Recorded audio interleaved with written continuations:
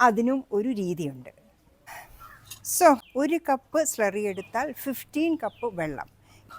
ഇനി നമുക്ക് ഇതിൻ്റെ വളമിടാനായിട്ട് നമുക്ക് പ്രിപ്പയർ ചെയ്യണം.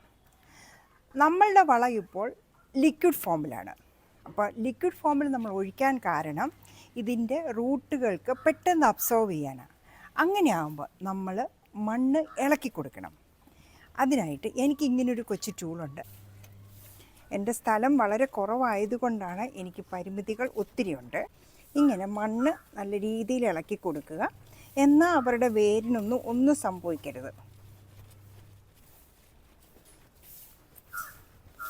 ലേശം ഡിസ്റ്റൻസ് വിട്ടാണ് ഞാൻ ചെയ്യുന്നത്.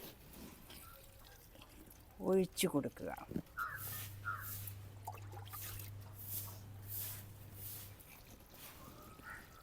അപ്പം ഞാനിവിടെ ഈ ഒരു ഏരിയയിൽ 2 കപ്പ് ഒഴിച്ചു കൊടുത്തു. ഈ ഏരിയ എന്ന് വെച്ചാൽ പലരും ഒന്നിച്ച് നിൽക്കുന്ന ഏരിയയാണ്.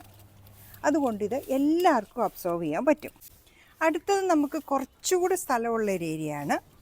അതുകൊണ്ട് നമുക്ക് കുഞ്ഞു തൂമ്പ ഉപയോഗിക്കാം.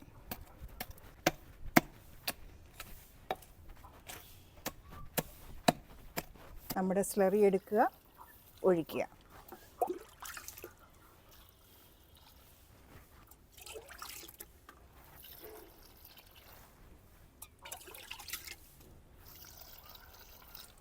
നിലത്ത് നട്ടിരിക്കുന്നതുകൊണ്ട് ഞാൻ എല്ലാവരുടെയും കൂടെ നടുക്കായിട്ടാണ് ഒഴിച്ചു കൊടുക്കുന്നത്. നമുക്ക് ഇത് ഒന്നുകൂടെ ഇളക്കി കൊടുക്കുക. എന്നിട്ട് ഒഴിച്ചു കൊടുക്കുക. ഇതെൻ്റെ തക്കാളികളാണ്. അപ്പോൾ ഇവർക്കും നല്ല രീതിയിലൊന്ന് മണ്ണിളക്കി കൊടുക്കുന്നു.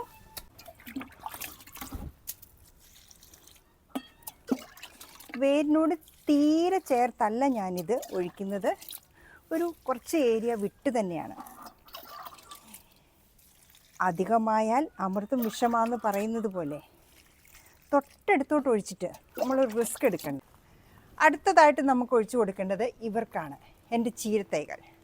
അപ്പോൾ ഇവർക്ക് നമുക്ക് ഒഴിച്ചു കൊടുക്കാൻ അധിക സ്ഥലമില്ല, കാരണം ഇവർ ഒന്നിച്ച് നിൽക്കുന്നതുകൊണ്ട്. ഇനി ഇതിനിടയ്ക്കുള്ള സ്പേസിൽ നമുക്ക് കുറച്ച് മണ്ണ് മാറ്റാമെന്നേ ഉള്ളൂ.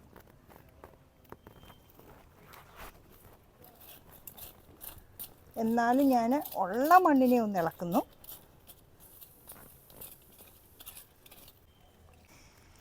അങ്ങനെ മണ്ണ് മാറ്റിക്കഴിഞ്ഞ് നമ്മൾ ചീരയ്ക്കും നമ്മുടെ സ്ലറി ഒഴിച്ചു കൊടുക്കുവാണ്. ഇന്നത്തെ കംപ്ലീറ്റ് സ്ലറിയും ഒഴിച്ചു കഴിഞ്ഞു.